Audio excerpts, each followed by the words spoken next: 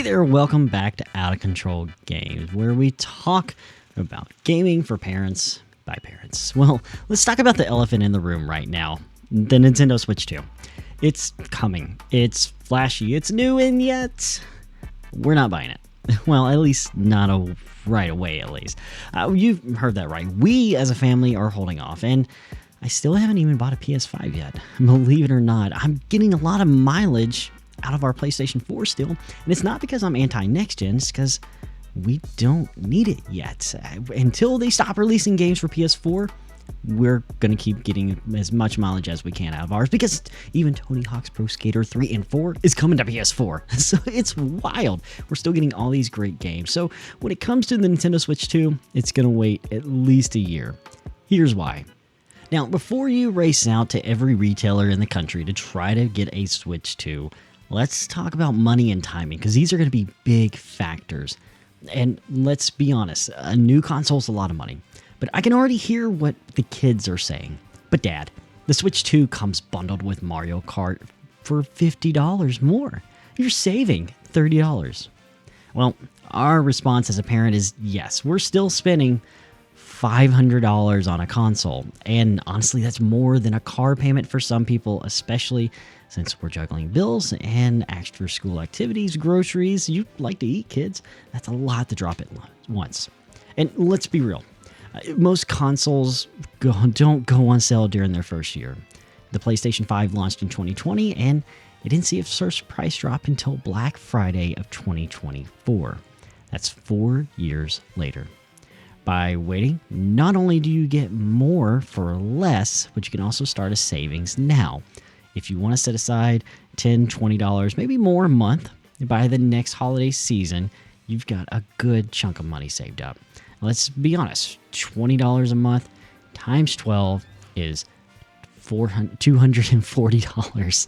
And if you do that in 2 years, that's $480. I know, but you know what? You can always ramp up. Kids can always start a side hustle if they really want it. However you want to save up for it. Just know it will get cheaper down the road, as well as secondhand models. We're going to hit the market at some point. Okay, let's shift gears here for a minute and talk about something that's really, really important, and that's ownership. Now, the whole game card versus game key debate. If you're not aware, the third-party games for the Switch 2 are going to be game key cards. So the full game is not going to be on the card. So when you're buying it, you might as well buy it digitally, which is what kids are going to say. Fine, I'll just buy all my games digitally. They go on sale all the time. Our response to our kids is, sure, but that's fine until they're delisted. And that game you bought, even if you did buy it retail, more third-party companies are switching to game card keys, which are basically glorified download licenses. And with the Switch 1, well, many of those games still fully come on the cartridge. Even if your console dies out, you can buy a secondhand unit and still play your games. But on Switch 2, if a game card was only part download to begin with, and the servers go offline or the game is pulled, you're not going to be able to re-download it. Yes, with that game card key, you'll be able to play your game, but that's going to be it once that game's gone.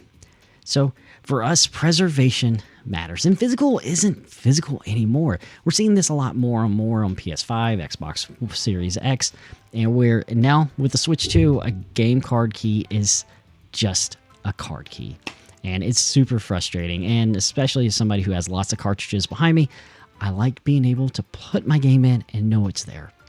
And so it's kind of a big deal, people. Here's one I have, not just for myself, but also you as adults and even my kids.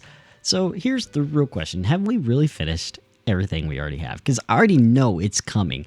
The kids asking, but the Switch runs games in 4K. That's like 3 times more than 1K, right? Well, it's true. They will look better in theory, but we already have a system that plays hundreds of amazing games, many of which we haven't either played yet or haven't finished. Plus, even the PlayStation 5 and Xbox Series X do not play every game in 4K at first, and there's going to be many day one patches, and to this day, you can choose performance mode at 1080p higher frame rate over picture quality. It's not this gigantic leap forward that's being hyped up as it's been. Even though, yes, the original Switch has a massive catalog from Breath of the Wild and Mario Odyssey, many of those games are getting 4K patches. Are they going to be true 4K? And there's other party games and remakes that we still will get to enjoy on the Switch 1. There's so many adventures waiting on our current system. We're not skipping dessert just because someone brought out a new menu. And let's be honest, I still have games, and now you probably still have games that are still in shrink wrap, or games you opened up, claimed your coins, and that was it. So it's still sitting on the shelf. There's so many other games that we still have to go back and play. You could be on the Switch for many years to come before you even adopt a Switch 2. Now, before jumping into a new console at launch, there's always something we need to remember. Early adopters almost always get burned, unless you bought a Wii U like me. But your kids are probably going to be like, well, new tech is always better. Well, hold on. Maybe. But remember, the original Switch did have a hardware revision just a couple of years after, which improved the battery life as well as a couple other quieter fan and a few other things. Then they quietly released the OLED, and guess what? Switch 2 does not have an OLED display. We've been seeing history repeat itself many times before, and it's not just Nintendo that's done this. From the NES to the NES Mini to the Super Nintendo to the Super Nintendo Mini, and 64 got multiple colors. Hey, guess what? GameCube actually did get a revision where it removed the expansion port or the component cable port. We got a revision and multiple revisions, and the Switch as well. And we saw it with the handheld line. We've seen it with the PlayStation. We've even seen it with Xbox. How many times have you bought a new system only for the shiny, prettier thing to come out later?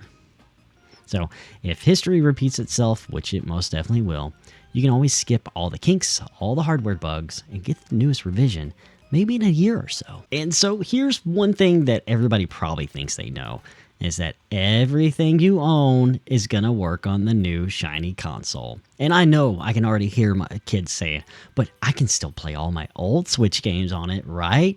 New and improved. Well, hopefully, but that's not that simple exactly this time around. Yes, the Switch 2 is expected to support backwards compatibility, but reportedly doing that through emulation. And with emulation, that means potential for bugs, audio glitches, even performance issues on certain titles, even first-party ones. Plus, we don't know how digital ownership will work just yet. It's still a little muddy. Everything's supposed to be one-to-one. Our purchases are supposed to carry over. And you remember, you're going to have to re-download everything from scratch. And physical cartridges, we know they're going to run, but ultimately, it's going to be a little muddy. Not everything's going to have these performance patches that have been promised. So we know for a fact that Pokemon Scarlet and Violet, Mario Odyssey, and many other games are going to have these performance patches, but what about a game that doesn't? And it's also going to be a hybrid emulation model as well. It's not one-to-one. So whereas the Wii did hardware GameCube backwards compatibility, and the Wii U had a literal Wii baked into it, this time around, we don't know. We just know that it will support a Switch 1 cartridge and then emulate it from the cartridge. It's weird. I don't know how to fully explain it, but let's just say if I'm going to spend $450, let's just say $500 to get the Mario Kart bundle, right? I want to be confident my entire library is going to be backwards compatible. We knew with the PS4 to PS5 that was going to be for... I don't want to have to cross my fingers and hope that a cartridge is not going to boot up, or is for sure going to boot up. But then also, too, there's the issue of IR camera stuff. What about Wii Motion stuff? We know for sure Ring Fit Adventure may not work for sure. Actually, most definitely won't. So there's other games that are Joy-Con specific that most likely you're still going to want to keep your Switch 1 around for. So, hey, this has not been about resisting change. It's about making informed choices, smart choices for our family as well as maybe yours. The smarter move might just be to wait it out. Play what we already own. Like, tons of games right here. I have tons of games, like there's various devices. Let's let the dust settle. Enjoy what we have. Play that backlog. Catch up. and let 2.0 revision roll out in a year. We know there's going to be patch updates. We know there's going to be a lot of these things coming. Let's let everybody that's early adopters gripe and complain. And when you get it, you'll be happy and informed because you saved money. You didn't have all the headaches. And guess what? You probably watched everybody gripe and complain while you just quietly had a little nest egg going and you just got everything in one purchase. Or, you know what another strategy is? Buy a controller here and there. If you know you're going to buy it, maybe buy a couple of games when you can. Save up, get the big purchase when you're ready. Hey, life is out of control enough. Don't let your gaming be.